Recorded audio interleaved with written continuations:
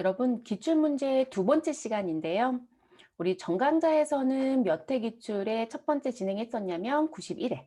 네, 그래서 두 번째 시간에 전산회계 2급 우리 전표 입력 문제 4번 들어가도록 하겠습니다. 뭐 똑같은 패턴으로 진행되는 부분은 크게 설명드릴 거 없죠, 여러분? 자, 준비들 다 되셨을 거고 저희는 들어가 볼게요. 다음 거래 자료를 일반 전표 입력 메뉴에 추가 입력해달라라고 되어 있고요. 배점 24점입니다. 네, 그러면 총 8문제가 출제된다. 이렇게 보시면 되겠죠. 전표 입력 문제니까 우리는 일반 전표 입력이라는 메뉴 열어놓고 그리고 7월 26일 일자 입력해놓고 시작을 하도록 하겠습니다. 문제 지문 여러분 정말 짧아 보이네요. 그러면 행복하죠. 자, 내용 볼게요. 자, 태풍으로 인해 피해자를 돕기 위해 송파구청에 현금 100만 원을 무엇하였다? 기부하였다고 되어 있어요, 여러분. 그럼 기부금 처리하시면 되죠? 더 할 얘기 있을까요? 없어요. 현금 주었고요. 그럼 우리는 무슨 전표? 출금 전표 1번. 그리고 영업의 비용에 있는 기부금 입력해 주시면 되겠습니다. 자, 금액은 얼마라고요? 10만 원. 자, 그러면 1번 문제는 끝. 이건 점수를 주려고 낸 문제다. 이렇게 보시면 되겠네요. 자, 2번 문제는 8월 8일입니다. 반드시 달과 일자 정확하게 입력. 자, 상품 200만 원을 진화상사에 판매하고 대금은 진화상사 발행 약속 어음으로 받고 판매 시 발생한 운송비 5만 원은 현금 지급하였다라고 얘기합니다. 자, 여러분 지금 2번 문제는 내가 상품을 매입했어요? 상품을 매출했어요? 매출했어요. 반드시 조심할 게 있어요, 여러분. 우리가 반드시 조심하셔야 하는 게 뭐냐면 운반비라는 게 발생이 되잖아요. 운반비. 그러면 운반비라고 하는 부분을 놓고 봤을 때 내가 매입하는 과정 중에 자, 지금 얘기는 저는 상품을 얘기하는 거예요, 여러분. 상품. 자, 그럼 상품은 무슨 자산이다? 재고 자산. 재고 자산. 자, 그래서 재고 자산과 관련된 상품을 매입하는 과정 중에 운반비가 발생됐다. 그러면 이 부분은 무엇으로 가야 한다? 취득 원가에 가산합니다라고 배우셨을 거예요. 그렇죠? 네, 취득 원가에 가산합니다.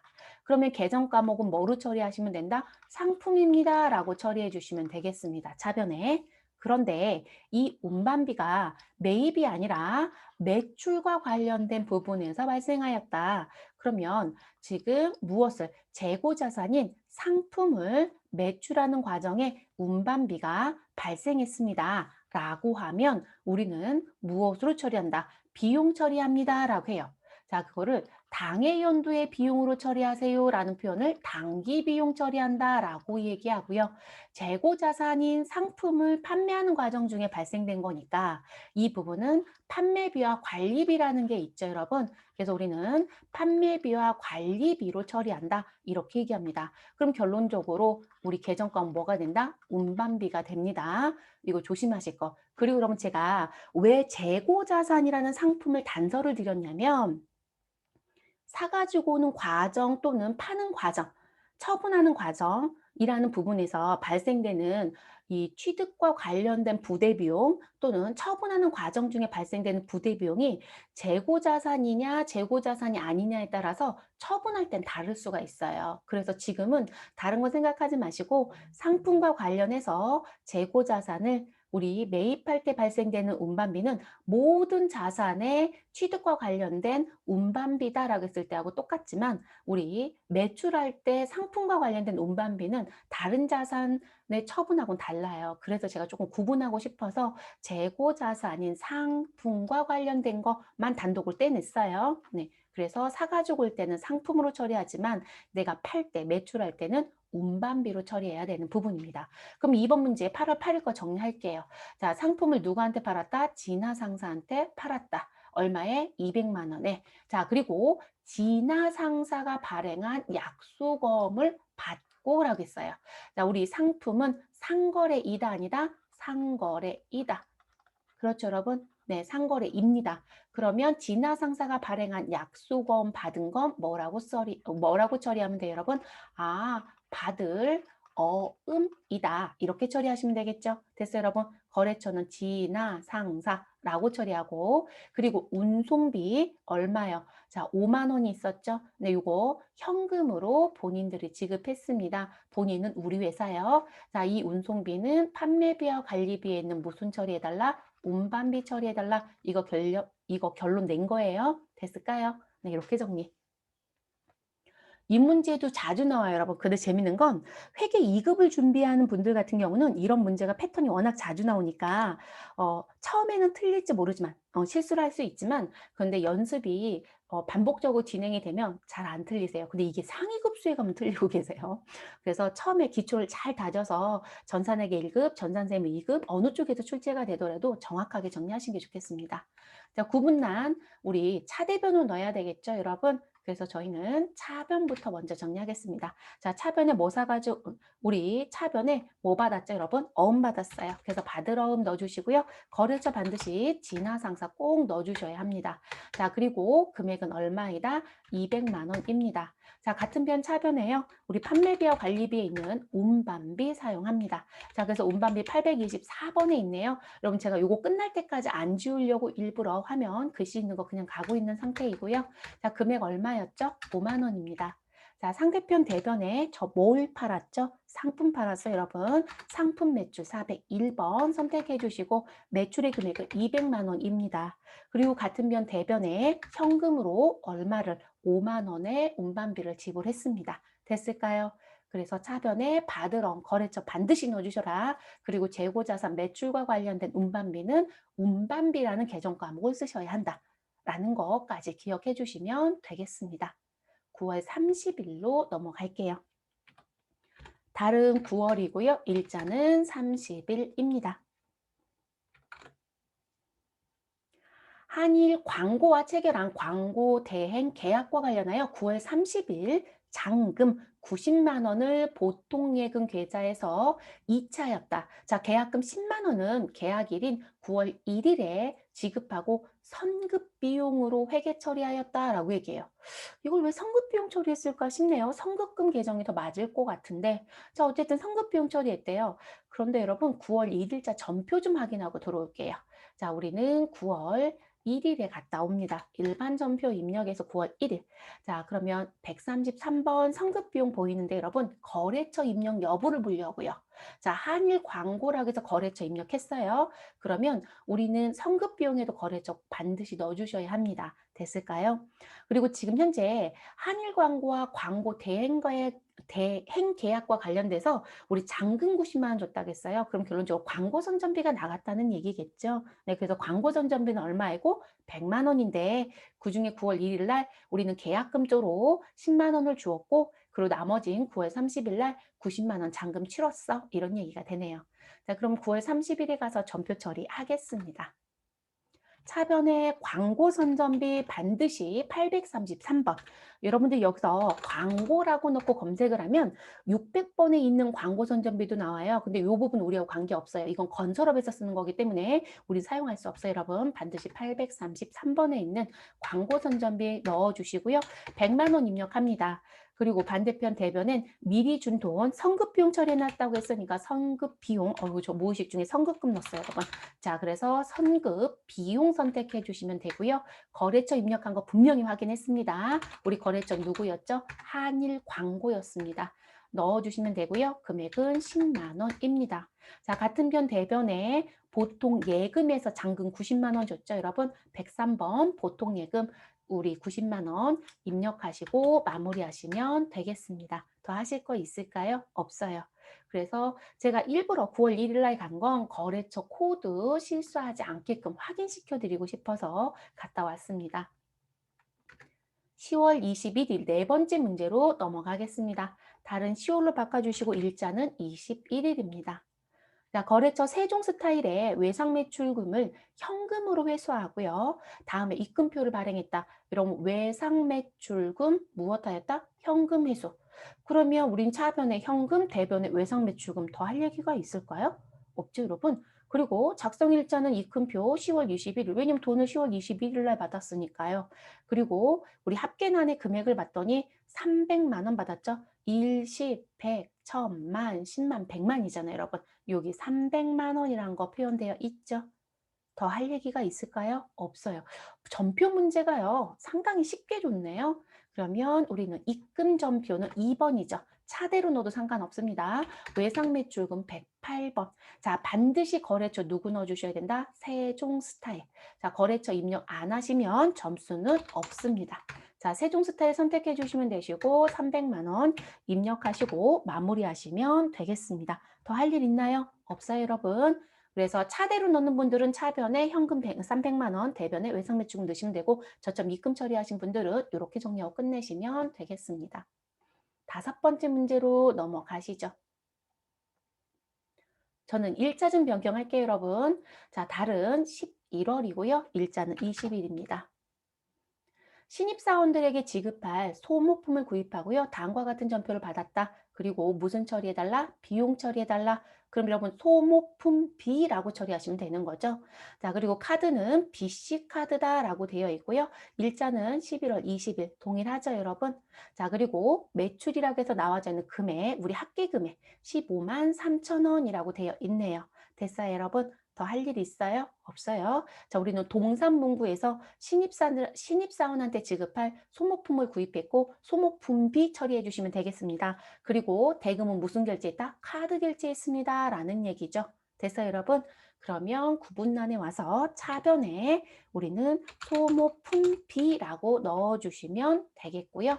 자, 그런데 여러분 이 프로그램 문제점이 이거예요. 제가 소모품까지 넘어버린 거죠. 그랬더니 소모품이란 글씨가 있으면 딱 일치하면 그냥 넘어가죠. 그래서 이런 경우에는 두 자를 치셔야, 코드를 모를 땐 두 자를 치셔야 또 검색이 됩니다. 그래서 소모품비 몇 번? 830번에 있는 코드 선택합니다.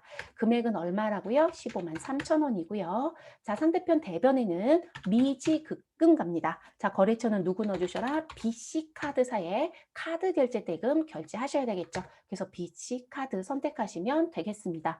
자, 이것도 답안이 두 가지가 나왔는데 여러분, 네, 무슨 문제가 됐냐면 저는 다른 거 별로 권장 안 하는데요. 자, 지금 보면 소모품을 구입하였고 비용 처리하세요라고 해서 저는 두 개를 묶어서 소모품비 처리하시고 끝내시면 되겠네요. 이렇게 정리했어요.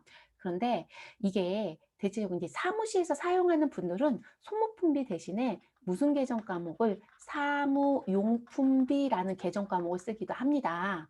그러다 보니까 이의 제기가 된 거예요. 사무용품비도 맞지 않느냐? 왜 소모품비만 맞느냐? 그래서 소모품비도 맞고 사무용품비도 맞다. 오어의 관점이 나왔어요. 또 오는 관점이 나온 거죠. 네, 우리는 소모품비로 가져가시면 되겠습니다. 그런데 시험지에 사무용품비를 써주세요라고 하면 그때는 소모품비 쓰시면 점수 없어요, 여러분. 네, 그리고 우리 차변에 누가 나오면 여러분 차변에 비용이라는 계정 과목이 나오면 대변에 카드로 결제했다. 그러면 답안이 복수가 나올 거라겠죠. 누구요? 미지급금도 맞고 그리고 누구도 맞다? 미지급 비용도 맞다. 이렇게 나올 거라겠죠. 네, 근데 우리는 1차적으로 나오는 누구로 기억하자? 미지급금으로 기억하자. 됐어요, 여러분? 제가 이런 건 반복적으로 계속적으로 말씀을 드리긴 할 거예요. 근데 우리는 항상 미지급금으로 가시죠. 네, 특별한 얘기가 없으면. 그러니까 기본적인 단서를 주지 않으면 다른 고민은 하지 마세요. 기본적으로 쓰는 계정으로 정리해 주시면 되겠습니다. 그래서 이것도 복수 답안이 나온 상태이다. 됐을까요?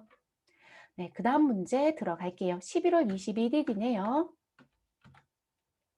일자만 바꿔주시면 되겠습니다. 자, 안양상사에 지급할 외상 매입금 350만 원을 상환하기 위하여 매출거래처인 호수상사로부터 받아 보관 중이던 약속 어음 350만 원을 무엇하였다? 배서양도하였다. 내가 갖고 있던 어음을 누구한테 주었다? 안양상사한테 주었다. 이런 얘기가 되는 겁니다. 그리고 그럼 내가 가지고 있었던 어음의 계정 과목은 무엇이냐? 여러분, 매출거래처 명확하게 써 있어요. 그래서 매출거래처 호수상사한테 받은 거라고 했으니까 우리는 차변에 뭐라고 써 있을 것이다. 받을 어음으로 회계 처리해 놨겠죠. 거래처는 호수상사고요. 됐어요, 여러분? 그래서 바드럼은 무엇하고 감소시켜 주시고 외상매입금 무엇하시고 안양상사 거 감소시켜 주시면 됩니다. 네, 그렇게 정리하시면 마무리가 되는 부분 이런 걸 배에서 양도하다라고 얘기하죠. 자, 11월 21일 구분란 차변 선택하시면 되고요. 외상매입금 251번 넣어주시고 반드시 안양상사라는 거래처 꼭 입력합니다. 자, 금액은 350만 원이고요. 자, 상대편 대변에 내가 보유하고 있었던 받을 어음, 근데 거래처는 호수상사가 발행했던 어음입니다. 그래서 호수상사 넣어주시고 350만 원 정리하시면 되겠습니다. 자, 이 문제 유의사항은 여러분 거래처가 다르다예요. 배서 양도할 때 거래처가 다를 수 있기 때문에 그것만 조심하시면 되는 문제였습니다. 7번째 문제로 넘어가시죠. 11월 27일입니다. 자, 당사는 보유하고 있었던 차량 운반구, 자, 취득 원가는 800만 원이고 감가상각 누계액은 200만 원이라고 되어 있네요. 자, 이를 영동상사에 700만 원에 매각하고요. 대금은 자기압수표로 받았다라고 합니다. 그러면 매각했다는 얘기는 팔았다, 처분하였다 이런 얘기죠. 그러면 내가 가지고 있었던 차량 운반구는 장부에서 없어집니다. 그래서 여러분 차량 운반구는 우리 무슨 처리해 주시면 되는 거고요. 자, 요 차량 운반구는 대변에 정리시켜 주시면 되죠. 감가상각 누계액은 차변에 정리시켜 주시면 되고, 자, 그리고 받은 돈은 뭐로 받았다? 자기압수표로 얼마를 받았다? 700만 원을 받았다라고 합니다. 자기압수표는 우리 은행이 발행한 수표를 말하죠. 그래서 뭐라고 처리한다? 현금입니다. 그래서 은행이 발행한 수표는 현금. 됐어요, 여러분? 그러면 제가 88회였나요? 90회였나요? 자, 몇 회인가 아무튼 정리하는 부분에 이 고정자산 매각, 그러니까 우리 유형자산 매각 문제가 나오면 순서를 정리해 드렸어요. 그래서 그 순서를 기억하셔라 라고 했죠. 그 패턴처럼 가져가시라고 했습니다. 그러면 그 패턴대로 가볼게요. 그러면 일단 구분란에 와서 어느 변부터 넣는다? 대변. 그러니까 장부에서 없어지는 거, 매각한 자산을 대변에 먼저 넣습니다. 이게 1번이에요. 그래서 대변을 선택하시고 우리 차량 운반구를 넣습니다. 그러니까 차변했던 자동차 팔았잖아요. 그럼 대변에 가서 감소시켜야 되겠죠? 그리고 금액은 반드시 무슨 금액이다? 취득원가. 자, 그럼 취득원가 800만 원을 입력합니다. 됐어요, 여러분? 그럼 대변에 일단 내가 팔은 자산을 취득원가로 입력하는 게 1번. 그 다음 차변을 입력해라. 그리고 차변에 누구 넣어주시라고 했냐면 관련된 자산의 감가상각 누계액을 넣으셔라. 그럼 차량 운반구가 208번이면 감가상각 누계액은 몇 번이다? 플러스 2를 하셔라. 그래서 209번이 됩니다. 됐어요, 여러분? 자, 감가상각 누계액 얼마라고 시험지에 주었죠? 200만 원입니다. 라고 주었습니다. 그럼 차변의 금액을 200만 원으로 입력합니다. 자, 그 다음 요게 2번이었어요. 자, 그 다음 3번은 뭐였죠, 여러분? 돈 받은 거. 받은 돈을 써주세요라고 했어요. 못 받으면 미수금, 받았으면 받은 돈을 써달라. 자, 우리 돈 받았어요, 여러분.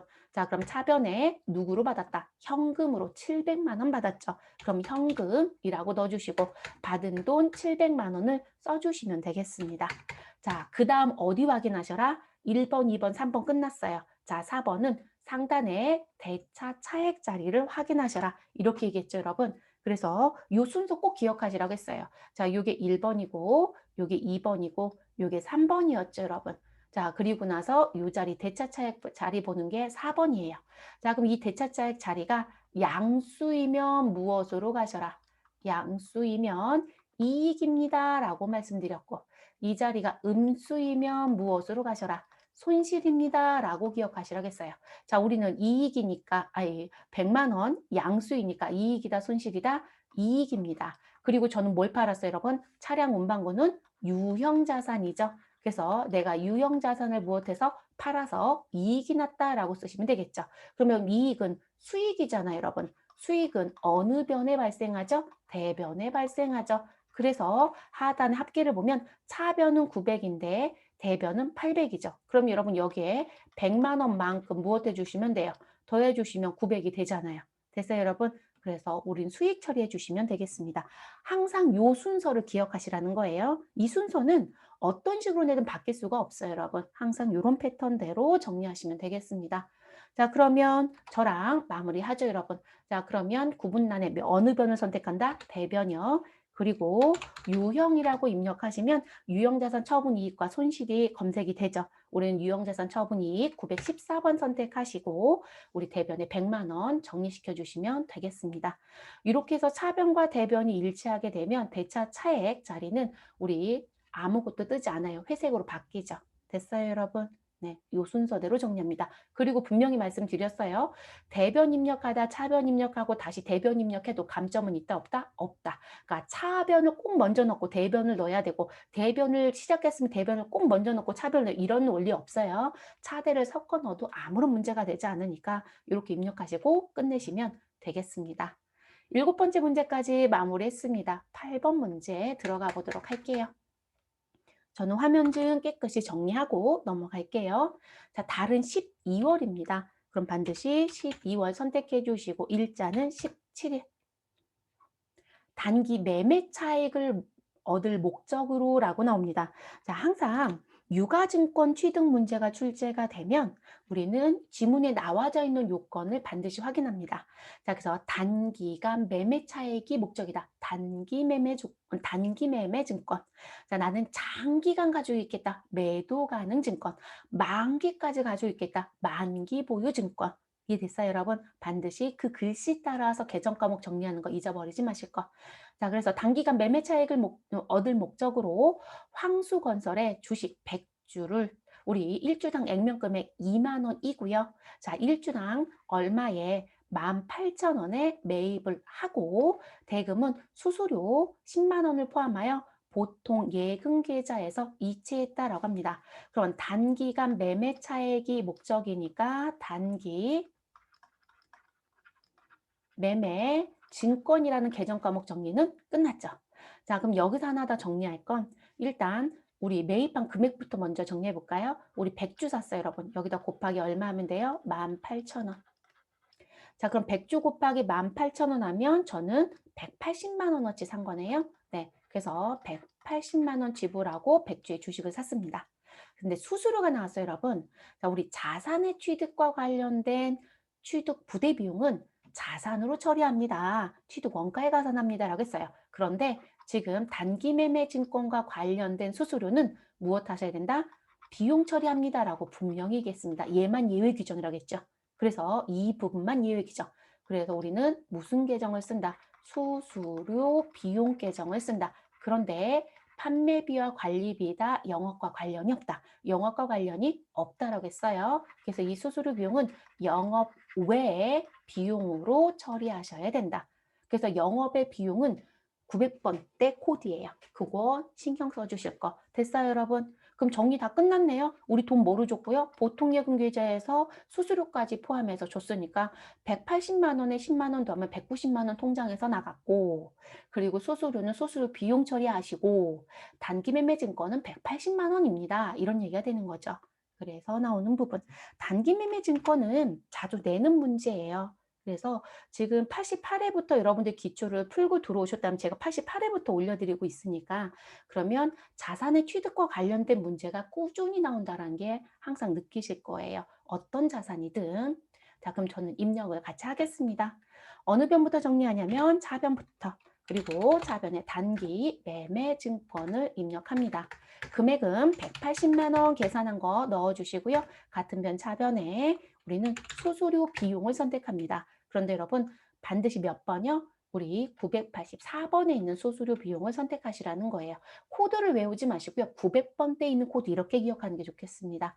자, 그러면 수수료 비용 선택하시고 금액 10만 원 입력합니다. 자, 반대편 대변에 우리 보통예금 103번 입력해 주시고요. 190만 원 정리해 주시면 우리 마무리가 되는 부분입니다. 자, 더 하실 거 있을까요? 없어요, 여러분. 자, 이렇게 해서 전표 문제는 마무리가 됐습니다. 네, 여러분 전표 문제 놓고 봤더니요. 어려웠던 문제가 있었을까요? 지금 88회부터 시작하는 2020년도 기출문제를 놓고 봤을 때 전표 문제는 지금 저희가 91회 풀고 있죠. 91회가 가장 쉬웠던 것 같아요. 제 기억엔 가장 쉬워요. 다른 회차에서는 함정의 문제들이 좀 있었거든요. 근데 여기는 거의 함정이 없어요. 다만 6번 문제가 배서 양도했을 때 거래처 실수하지 마실 거. 근데 우리가 너무 마음이 급하면 이런 거래처 실수하거든요. 그리고 7번 문제는 91회 말고도 다른 회차에서 유사 문제가 있었어요, 여러분. 그래서 순서 알려드렸죠. 그 패턴대로 하셔라. 그리고 8번 문제는 다른 회차 얘기할 때 제가 계속 강조했어요.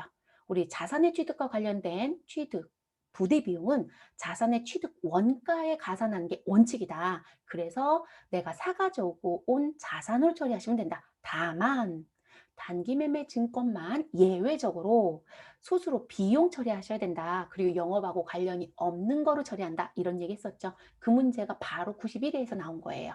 그러니까 계속 강조하는 문제는 언제든지 나올 수 있다. 이렇게 보시면 될 것 같아요. 그래서 특별히 변수가 있었던 뭐 새롭다라고 하는 문제는 없었던 상황입니다. 그래서 이렇게 정리하시고 마무리하시면 되겠습니다. 저는 이제 다음 강좌에서는 마지막에 있는 5번, 6번, 뭐 7번 문제로 마무리하도록 하겠습니다.